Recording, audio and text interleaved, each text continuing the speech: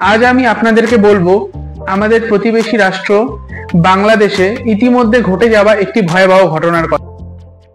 বেশ কিছুদিন ধরেই বাংলাদেশের কোটা সিস্টেমে যে সংস্কারের দাবি, সেই সংস্কারের দাবি নিয়ে আন্দোলনে নেমেছিলেন বাংলাদেশের বেশ কিছু পড়ুয়া ও সরকারি কর্মচারীরা।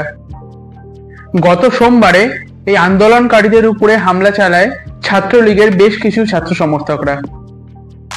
এই মারধরের ঘটনার প্রতিবাদে মঙ্গলবার দুপুরবেলা সায়েন্স ল্যাব এলাকার সামনে এই আন্দোলনকারীরা একটি বিক্ষোভ মিছিলের সমাবেশ তৈরি করে। এই মিছিলের ফলে মিরপুর যাওয়ার যে সড়ক পথ সেটি সম্পূর্ণভাবে বন্ধ হয়ে যায় এবং যাতায়াত ব্যবস্থায় চরম অব্যবস্থা দেখা দিতে থাকে। এরপর এই মিছিলের উপর অতর্কিতভাবে হামলা করে ছাত্রলীগ এবং যুবলীগের কর্মী সমর্থকেরা। উভয় পক্ষের মধ্যেই এই সংঘর্ষের ঘটনা একটি তীব্রতর আকার ধারণ করে এবং প্রচুর ছাত্র এবং প্রচুর মানুষ এই ঘটনার ফলে আহত হয় এবং উঠে আসে হতাহতেরও খবর। এই সকল ঘটনার কারণে বাংলাদেশে সকল রকম সরকারি শিক্ষা প্রতিষ্ঠানকে অনির্দিষ্টকালের জন্য বন্ধ ঘোষণা করে দেওয়া হয়।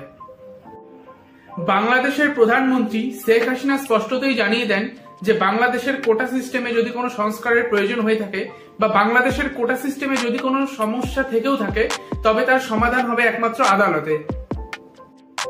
বাংলাদেশে যদি আপনার পরিচিত কোনো বন্ধু কিংবা কোনো পড়ুয়া থেকে থাকে, তবে এই মুহূর্তে ফোন করে খবর নিন যে সে কেমন আছে।